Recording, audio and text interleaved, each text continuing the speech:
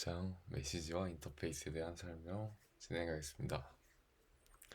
6장에서는 퍼블릭 인터페이스에 대한 설명이 주를 이룹니다.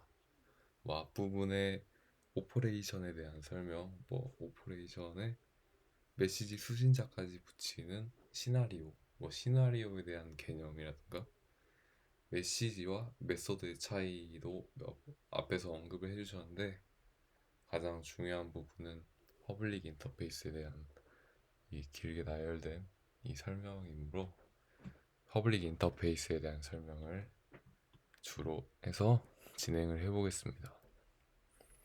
자, 퍼블릭 인터페이스에 앞서 저희가 객체를 설계할 때 앞에서 설명했던 캡슐화와 같은 원리들을 전부 따르게 되면 외부에서 볼 때 객체의 안쪽은 검은 장막으로 가려진 미지의 영역을 이루게 되겠죠.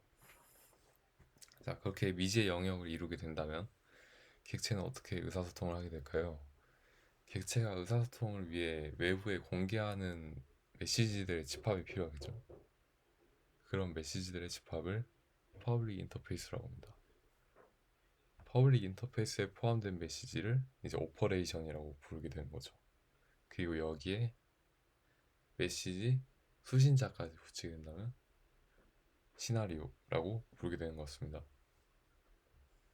자, 오퍼레이션이라는 것을 만들 때는 수행 가능한 어떤 행동에 대한 추상화, 그러니까 그 메시지를 받는 객체가 어떤 행위를 할 건지는 알지 못하지만 그냥 어떤 내용을 요청할 건지에 대한 것은 써줘야 되므로 행동에 대한 추상화라고 볼 수 있고요. 메시지 수신자의 관점만을 다루게 됩니다.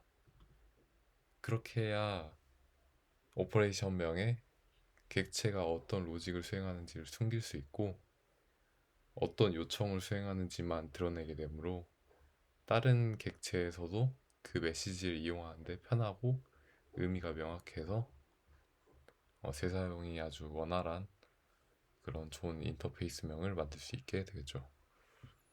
자, 객체가 다른 객체에게 메시지를 전송하면 런타임 시스템은 메시지 전송을 오퍼레이션 호출로 해석하고 메시지를 수신한 객체의 실제 타입을 기반으로 적절한 메소드를 찾아 실행합니다. 그렇죠. 이제 자바에 있는 컴파일러가 인스턴스를 할당하는 시점에서 이 해당 인터페이스가 어떤 구현체들을 가지고 있는지, 그 어떤 구현체를 할당해야 되는지를 찾아서 런타임 시스템은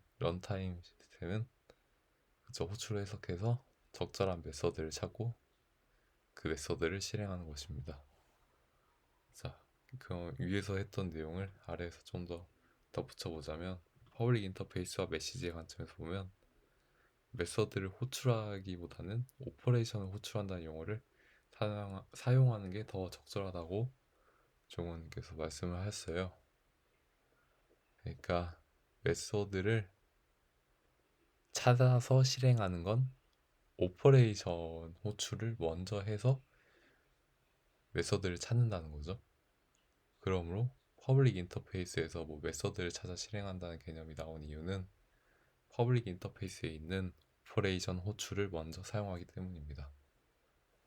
자, 그러면 좋은 인터페이스를 만드는 방법 뭐가 있을까요? 최소한의 인터페이스와 추상적인 인터페이스라는 조건을 만족해야 합니다. 구체적인 인터페이스 혹은 명확한 인터페이스를 만들게 되면 인터페이스의 역할을 전부 하지 못하게 되는 거죠. 인터페이스 자체에서 구현을 어떻게 하는지 나타내거나 추상화가 되지 못한 채 같은 역할을 수행하는 메소드명인 것 같음에도 불구하고 그 메소드들을 전부 오퍼레이션 명으로 구분하게 된다면 인터페이스가 필요한 이유가 없어지게 되는 것입니다. 최소주의를 따르면서도 추상적인 인터페이스를 설계할 수 있는 가장 좋은 방법은 책임주도 설계 방법을 따르는 것입니다. 이제 줄줄이 나열될 이런 긴 내용들이 있잖아요. 결론부터 말씀을 드리자면 이 모든 방법을 가장 적합하게 적용하고 실행시킬 수 있는 건 책임주도 설계 방법을 따르는 것이 아주 좋다라는 결론을 먼저 말씀을 드릴게요. 자, 그러면 퍼블릭 인터페이스의 품질에 영향을 미치는 원칙과 기법이 어떤 것들이 있는지 한번 알아가 봅시다. 처음 디미터 법칙과 묻지 말고 시켜라. 세 번째는 의도를 드러내는 인터페이스. 네 번째는 명령 쿼리 분리가 있습니다. 하나하나씩 제가 이해한 내용에 대해 설명을 드려볼게요. 디미터 법칙은 객체 내부 구조에 대한 결합으로 인해 발생하는 설계 문제를 해결하기 위한 제한된 원칙입니다. 그러니까 이게 어찌 보면 캡슐화와 다른 게 뭐지라는 생각을 저는 했는데 그 부분을 조용원님께서 잘 캐치하셔서 여기 캡슐화를 하기 위한 방법이라는 내용으로 디미터 법칙이 있다고 하시네요. 자, 객체 내부 구조에 강하게 결합되지 않도록 협력 경로를 제한하는 것. 이제 쉽게 말하면 낯선 자에게 말하지 말라. 오직 인접한 이웃하고만 말해라. 오직 하나의 도트만을 사용하라. 오직 하나의 도트만을 사용하라는 여기 예시가 있는데 이렇게 두 개의 도트를 사용하지 말고 하나의 도트만 사용하라 라는 뜻으로 적혀 있네요. 객체 협력 경로를 제한하면 결합도를 효과적으로 낮출 수 있다. 그렇죠? 협력 경로가 제한된다는 것은 속성을 다룰 수 있는 메서드를 그 객체에 집어넣음으로써 그 객체에서 수행되는 속성이 없는 객체에게 그 메서드를 할당하는 것보다 속성을 사용할 것 같은 메서드를 속성을 사용할 것 같은 객체에게 그 메시지를 할당함으로 결합도를 한 단계 낮출 수 있다라는 것을 의미하는 것 같습니다. 클래스가 특정한 조건에 만족하는 대상에게만 메시지를 전송하도록 프로그래밍을 해야 된다. 그 특정한 조건에는 메서드 인자로 전달된 클래스의 인스턴스, 변수 클래스. 특정한 조건에 만족하는 대상에 메시지를 전송하는 건 클래스라는 구조가 있을 때 여기에 인스턴스 변수가 있겠죠. 웨이트 B 클래스에 B가 있고 나중에 이거 점프가 안 되네. 이렇게 퍼블릭해서 어떤 일단 보이드로 하고 테스트할 때 C 타입을 받을 수도 있겠죠. 그럼 이렇게 메서드 인자로 전달된 클래스나 클래스의 인스턴스 변수 클래스만 메시지를 보낼 수 있도록 프로그래밍을 하는 게 디미터 법칙이 디미터 법칙이 성립하는 그런 설계 방법인 것 같습니다. 디미터 법칙에 따르면 부끄러움 타는 코드를 작성할 수 있다. 부끄러움 타는 코드가 이게 어떤 개념의 이름인데요. 불필요한 어떤 것도 다른 객체에게 보여주지 않고 다른 객체의 구현에 의존하지 않는 코드입니다.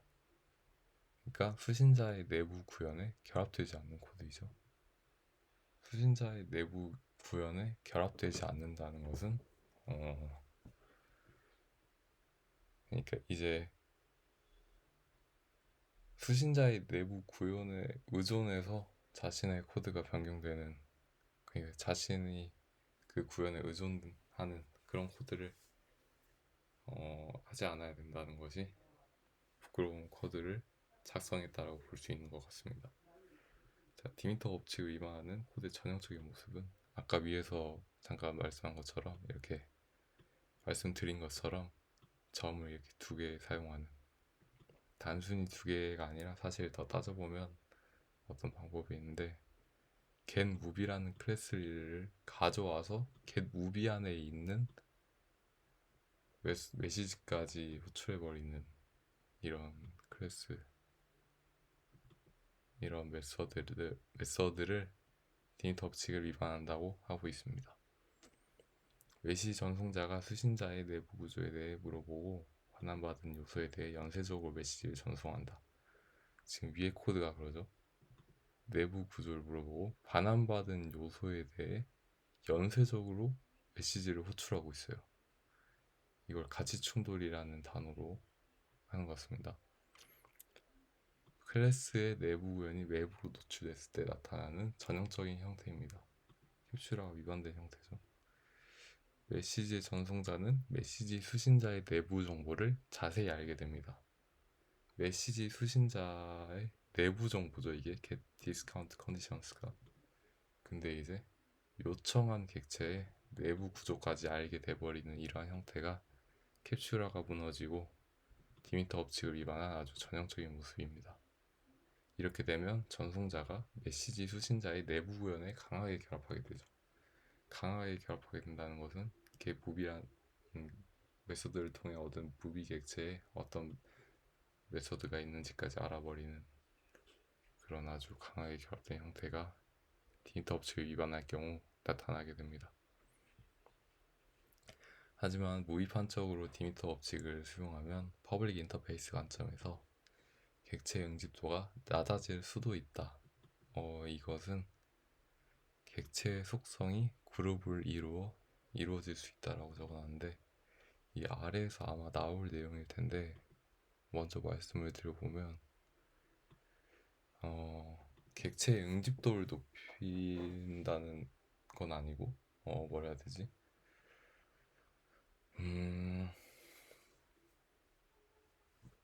디미터 법칙이란 게 클래스의 인스턴스 변수 클래스를 사용하기 위해 일부러 B에서 수행할 수 있는 내용임에도 불구하고 아니면 B에 대한 거를 A가 스스로 구현을 하게 돼버리는 거죠. 그러면 A에서 B의 내용을 구현하게 된다면 이 부분은 추후에 아래에서 내용이 나오거든요. 거기서 설명을 해드려야 될 것 같아요. 지금 갑자기 예시를 떠올리려니까 오히려 안 좋은 설명이 될 것 같아서 일단 미뤄두겠습니다.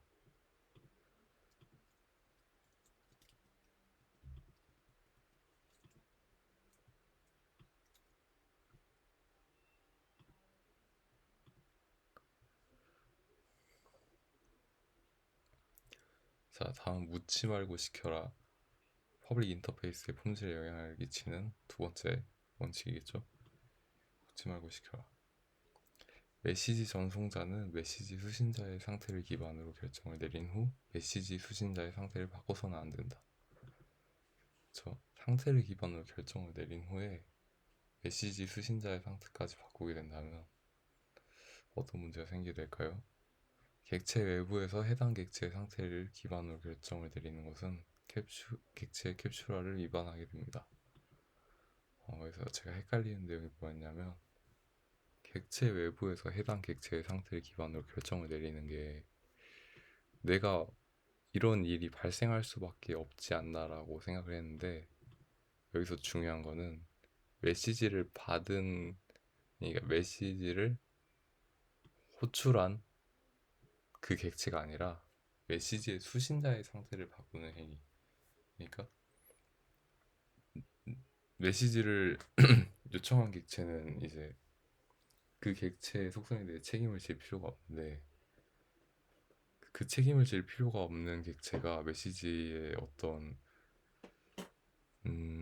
상태를 확인하고 거기에 있는 변경까지 요청한다는 것은 이제 아예 책임이 위임된 상태잖아요. 그렇게 되면 이제 묻지 말고 시켜라의 원칙을 위반하는 그런 행위가 되게 되는 거죠. 여기 메시지 수신자의 상태를 바꿔서는 안 된다고 했는데 바꿔버리니까 내부의 상태를 이용해 어떤 결정을 내리는 로직이 객체 외부에 존재한다면 해당 객체가 책임져야 하는 어떤 부분이 외부로 누수된 것. 객체의 상태를 이용해 어떤 결정을 내리는 로직이 있다고 쳐봅시다. 근데 그게 객체 외부에 존재하게 된다면 외부로 누수됐다고 말할 수 있겠죠. 상태를 보는 오퍼레이션을 행동을 요청하는 오퍼레이션으로 대체함으로써 인터페이스를 향상시켜야 됩니다. 이것도 상태를 묻는 오퍼레이션이 상태를 묻는 오퍼레이션이 내 그 상태를 묻는, 그러니까 메시지를 보내는 오퍼레이션이 행동까지 바꾸는 오퍼레이션을 요청하는 게 아니라 그 상태를 묻는 오퍼레이션을 행동 요청하는 오퍼레이션으로 대체하는 거죠. 새로운 요청을 보내는 게 아니라 그냥 그 오퍼레이션을 대체하는 걸로 인터페이스를 향상시켜야 된다고 합니다. 자, 위임 메소드라고 있는데 이것도 설명해 볼게요. 강하게 결합하고 있을 경우 해결책이라고 합니다. 강하게 결합하는 경우 상태를 조작하는 행동이 다른 객체에 있을 가능성이 있습니다. 그러니까 매표소라는 객체가 관람객 안에 있는 가방 객체까지 손을 댄다면 이거는 결합도가 강하게 결합하고 있는 거죠. 그러니까 매표소에서 관람객의 가방을 꺼내는 게 아니라 관람객에게 그 가방을 꺼내는 메서드를 위임해서 가방이라는 객체를 인스턴스 클래스로 가지고 있는 관람객에게 위임함으로써 결합도를 줄이고 응집도가 높아지는 방법을 위임 메소드라고 합니다. 하지만 이게 안 좋은 경우에는 퍼블릭 인터페이스 안에 어울리지 않은 오퍼레이션과 공존하게 된다고 합니다. 객체는 상관없는 책임들을 한꺼번에 떠안기 때문에 결과적으로 응집도가 낮아지게 된다고 합니다. 이게 아마 제가 위에서 버벅거렸던 응집도가 낮아질 수 있다는 상황과 동일한 구조인데, 제가 그래서 이 부분에 대한 이해가 방금도 바로 설명을 못했잖아요. 그래가지고 제가 예시를 좀 자세하게 써놨어요. 그러므로 이 예시를 통해서 아까 버벅였던 내용과 함께 이 해당 내용에 대한 설명을 제가 해보겠습니다. 자, 상형이라는 객체가 요일과 날짜 정보를 가지고 있다고 가정을 해볼게요. 그러겠죠. 보통 상형이라는 영화를 할 때 상형 정보가 필요한데 어떤 요일에는 몇 개의 영화가 상영이 되고 있는가를 나타내는 거니까 요일과 날짜 상태를 가지는 객체가 상형 객체입니다.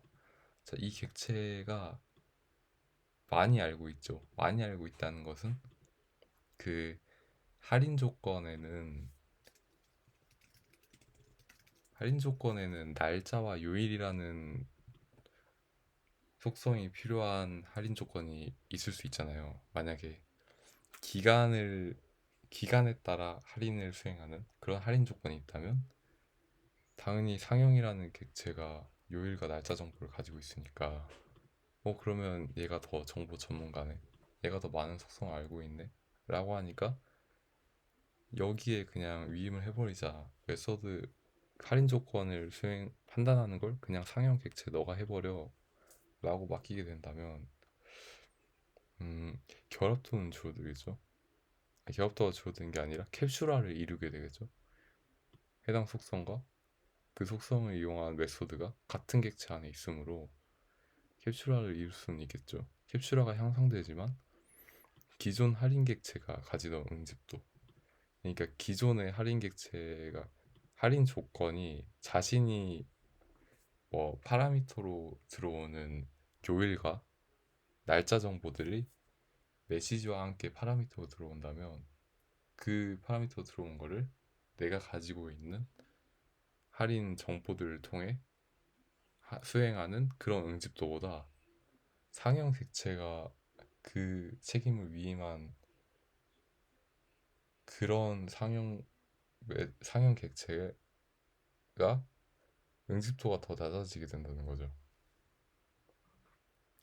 왜 응집도가 낮아지게 되냐면 상형 객체는 이제 할인 조건 객체의 의존 쪽이 되게 됩니다. 그 전이었다면 할인 조건은 요일과 날짜 정보를 파라미터로 받아요. 그러니까 상형이 어떤 형태를 띠고 있든 메시지에 들어오는 파라미터만 신경 쓰면 되는데 그거를 위임해버려가지고 상형이 할인 조건을 클래스 메소드, 클래스 변수로 가지고 그 클래스 변수에 의존해서 내가 정보 전문가라고 판단된다는 이유하에 그렇게 메소드를 위임하게 되면은 할인 조건에 의존적이 되는 거죠.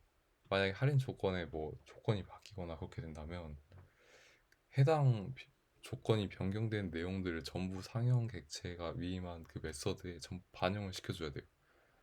그러면 이제 할인 조건 객체가 변경될 때마다 민감하게 이 상형 객체는 반응을 해야 되고 다른 이유로는 어떤 객체가 메시지 요청하는지 요청하는 게 맞는지 생각해보기. 아 이건 어떤 의도로 적었냐면 결국 책임 지향 설계가 내용이 나오게 되는데 그 해당 메시지를 보내는 주체가 누가 더 빈번할지 생각을 한번 해보는 거죠.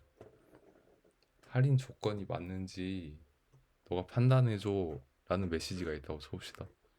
그러면 그 메시지를 보낼 가능성은 할인 조건이 사경에게 물어볼까요? 아니면 상형이 할인 조건에게 물어볼까요? 할인 조건이라는 객체가 스스로 너 지금 하는 그 상형 정보가 내가 할인이 되는 건지 판단해줘라고 보내지는 않을 거란 말이에요. 내가 지금 상형을 하고 있는데 그 상형이 할인 조건에 만족하는지, 그러니까 내 가격이 깎일 수 있는지 물어보는 게 더 일방적이잖아요. 그렇게 책임 지향 설계, 그러니까 메시지가 누구에게 요청될지, 누가 누구에게 보낼지를 생각하게 된다면 상형 메소드가 더 좋은 방법이라는 것을 떠올릴 수 있게 되실 겁니다. 그래서 위에 버벅였던 설명과 함께 해당 설명을 통해 이 두 부분에 대한 설명을 진행했고요. 자 이제 세 번째 방법은 의도를 드러내는 인터페이스입니다. 그래서 메서드를 명명하는 두 가지 방법이 있다고 하셨어요. 첫 번째는 이제 그 메서드 이름에 어떻게 수행되는지를 나타내는 거죠. 뭐 해당 코드는 어떤 방식으로 이 코드가 진행되는 겁니다. 라고 구현 방법을 이렇게 드러내는 거죠. 자 그렇게 되면 어떻게 될까요? 동일한 역할을 수행하지만 메서드 이름이 다르기 때문에 두 메서드 내부 구현을 정확하게 이해하지 못한다면 두 메서드가 동일한 작업을 수행한다는 사실을 알아채기 어려울 것입니다. 기간 할인 조건과 확정된 금액 할인 조건이 있다고 치면 두 메서드 이름을 다르겠죠. 왜냐하면 구현하는 방법이 한쪽은 할인이고 한쪽은 퍼센트고 한쪽은 확정 금액이니까.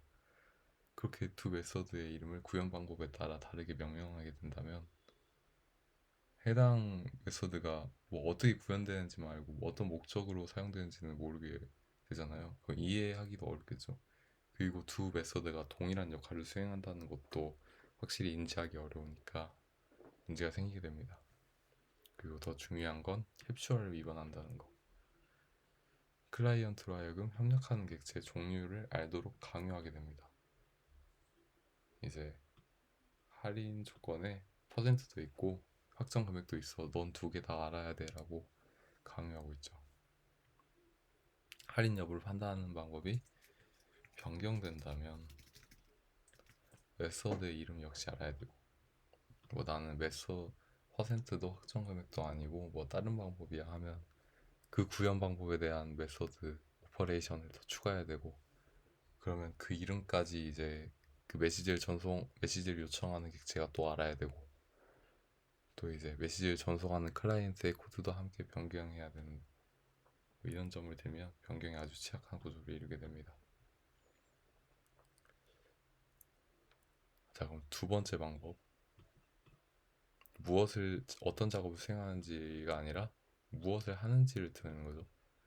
무엇을 하는지는 뭐 어떤 내부 구조가 가지고 있는 게 아니라 이 객체가 최종적으로 어떤 행위를 수행하는가 무엇을 하는지 드러내게 된다면 유연한 코드를 만들 수 있게 된다고 합니다. 유연한 코드가 뭘까? 말이 쉽게 이해가 되지 않죠? 유연한 코드. 어떻게 수행하는지를 드러내는 이름은 설계하기 시작하는 이른 시점부터 클래스 내부 구현에 대해 고민할 수밖에 없습니다. 내가 퍼센트로 할인을 할 거야 라고 이제 메서드 명에 명명을 하게 되면 그 명명을 하기 이전에 이런 방법으로 메서드를 진행해야겠다라고 생각하잖아요. 그게 유연하지 못한 코드를 만드는 방법인 거죠. 자, 무엇을 하는지 드러내는 메소드 이름을 짓기 위해서는 객체가 협력 안에서 수행해야 되는 책임에 대해 고민해야 됩니다. 이런 협력 안에서 내가 무엇을 수행해야겠다라고 하면은 이제 좀 더 추상적으로 판단할 수 있게 되고 책임에 기반해서 메시지를 명령하기 때문에 초반부터 구체적일 필요가 없다는 거죠. 외부의 객체가 메시지를 전송하는 목적을 먼저 생각하도록 만든다. 클라이언트의 의도에 부합하도록 메서드의 이름을 짓게 한다. 그렇죠? 그러니까 무엇을 해야 될지니까 그 무엇이란 결국 요청되는 메서드란 말이에요. 그럼 요청하는 메서드가 해당 객체에게 필요한 정보. 넌 무엇을 하는 메서드니? 하고 아니면 넌 무엇을 해야 한다라고 요청하는 메서드의 이름에 그 무엇이라는 목소리에 맞게 메서드를 명명한다면 재사용하기도 쉽고 이해하기도 쉽고 그런 메서드명이 되게 되는 것 같습니다. 그리고 그렇게 좀 추상적이거나 일반적인 메소드를 인터페이스에서 이름 지어야 되는데 그걸 잘 짓는 방법 중 하나는 매우 다른 두 번째 구현, 그러니까 첫 번째 구현이 있고 매우 달라 보이는 그 두 번째를 상상을 해본다 할게요. 그리고 두 메서드 간에 동일한 이름, 인터페이스니까 두 메서드를 추상한 어떤 이름을 붙여야 된다고 상상을 해본다면 가장 추상적인 이름을 메서드에 붙일 수 있게 되는 거죠. 그 두 부분의 가장 공통적인 부분을 메서드 이름으로 해야 되잖아요. 인터페이스는. 그러므로 가장 추상화된 이름을 가질 수 있게 됩니다. 자, 의도를 나타내는 인터페이스. 수행 방법에 관해서는 언급하지 않고 결과와 목적만을 포함하도록 클래스 오퍼레이션의 이름을 부여하게 됩니다. 의도를 드러내는 인터페이스. 아까 위에서 말씀드린 것처럼 무엇을 하는지를 드러내는 오퍼레이션 이름을 부여해야 된다라는 뜻인 거고요.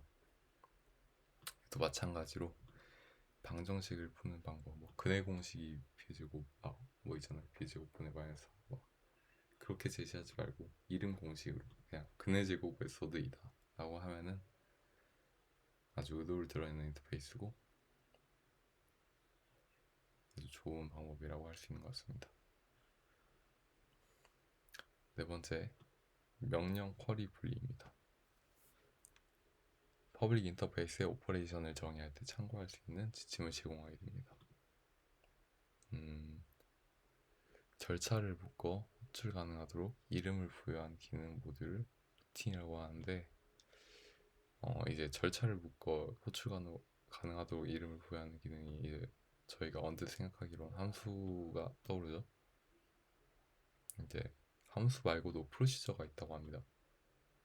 프로시저는 정해진 절차에 따라 내부의 상태를 변경하는 루틴의 한 종류. 함수는 어떤 절차에 따라 필요한 값을 계산하여 반환하는 루틴의 한 종류. 자, 명령과 쿼리는 명령은 오퍼레이션과 개념적으로 동일하고 쿼리는 함수와 개념적으로 동일하다고 볼 수 있습니다. 자, 요지는 오퍼레이션은 부수 효과를 발생시키는 명령이거나 부수 효과를 발생시키지 않는 쿼리 중 하나여야 된다는 것입니다. 둘 중 하나였다면 둘 다라고 하면 왜 안 되는 것인가? 이제 계속 뒤에서 설명을 할 텐데 진행을 해볼게요. 객체의 상태를 변경하는 명령은 곧 객체의 상태를 변경하는 오퍼레이션은 프로시저네요. 프로시저와 함수와 견주 동일하다. 객체의 상태를 변경하는 명령은 반환값을 가질 수 없다. 객체의 정보를 반환하는 쿼리는 상태를 변경할 수 없다. 그러니까 질문이 정보를 반환하는 쿼리는 답변, 상태를 변경하는 것을 수정하면 안 된다라는 거죠. 자, 그럼 만약에 둘 다 되면 안 되냐라는 질문에 답변할 수 있도록 그러한 예시에 대해 설명을 해볼게요. 쿼리를 수행하고 명령을 수행하는 쿼리가 있다고 가정해 봅시다. 둘 다 수행하는 메소드에 비해 더 복잡해진 것처럼 보이게 됩니다. 분리해서 얻는 이점이 더 크게 됩니다. 그러니까 이제 상태를 확인하고 그 상태까지 변경하게 된다면 그 메소드가 좀 복잡해 보이죠. 그리고 그 메소드 재사용하기도 좀 어려워 보여요.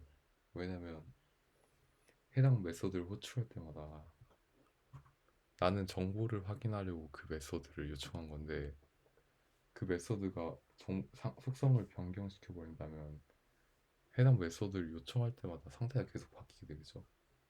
그러면 상태에 따라 구분 지어야 되는 코드가 있는데 매번 그 상태가 바뀐다면 그 메소드를 어떻게 판단해야 될까요? 그리고 어떻게 사용을 해야 될까요? 재사용률이 확실히 떨어지게 되고 뭐 다 몇 번밖에 사용할 수 없는 메소드가 되게 됩니다. 그리고 이제 그 문제를 해결하기 위해 상태만 확인하는 코드, 상태만 확인하는 메소드, 상태만 변경시키는 메소드를 또 따로 만들어야 돼요. 결국 분리를 함으로써 그 메소드 두 개가 합성이 되면서 그 메소드를 분리하는 메소드를 또 따로 만들어야 된다는 그런 소리죠. 분리해서 얻는 이점이 확실히 크고 뭐 이제 예측 가능하고 이해하기 쉬우며 디버깅이 용이한 동시에 유지 보수도 수월해지게 되는 것입니다. 참조 투명성이란 거는 이제 컴퓨터의 세계와 수학의 세계를 나누는 가장 큰 게 부수 효과, 부수 효과의 존재 유무라고 하더라고요. 이제 프로그램 같은 경우 저희가 코드를 짜는 경우에는 대인문이라는 게 있잖아요.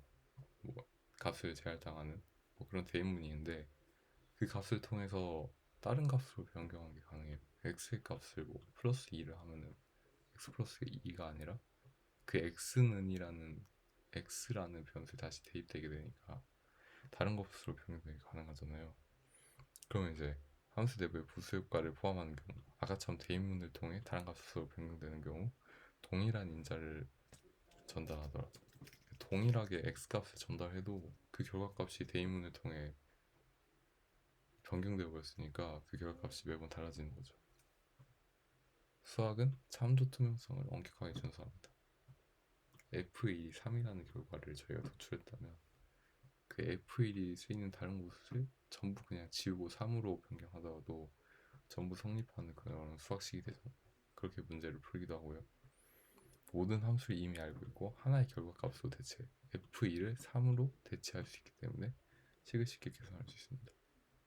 모든 곳에서 함수의 결과값이 동일하기 때문에 식의 순서를 변경하더라도 각 식의 결과가 달라지지 않아요. F1 더하기 4든가 4 더하기 F1이든가 결과값은 똑같잖아요. 자, 명령 쿼리를 사용하면 수학의 이점을 조금이나마 얻을 수 있습니다. 아까 말씀드린 것처럼 명령과 쿼리, 프로시저와 프로시저와 함수 이렇게 구분하게 된다면 프로시저는 상태만 변경하고 함수는 결과만 호출하니까 결과만 호출하는 함수 쿼리를 사용하면 이렇게 말씀드린 것처럼 참조 투명성을 가지게 되니까 수학의 이점을 조금이나마 얻을 수 있겠죠. 마지막으로 디미터 법칙을 준수하면서 묻지 말고 시켜라 스타일을 따르면서 의도를 드러내는 인터페이스를 설계하는 쉬운 방법이 있습니다. 바로 맨 처음에 말씀드린 것처럼 책임지향 설계, 메시지를 먼저 선택하고 그 후에 메시지를 처리할 객체를 선택하는 게 곧 책임지향 설계죠. 책임지향 설계 이용하면은 이 위에 네 가지를 전부 만족하는 그런 객체지향 설계를 할 수 있다는 것입니다. 이상 마치겠습니다.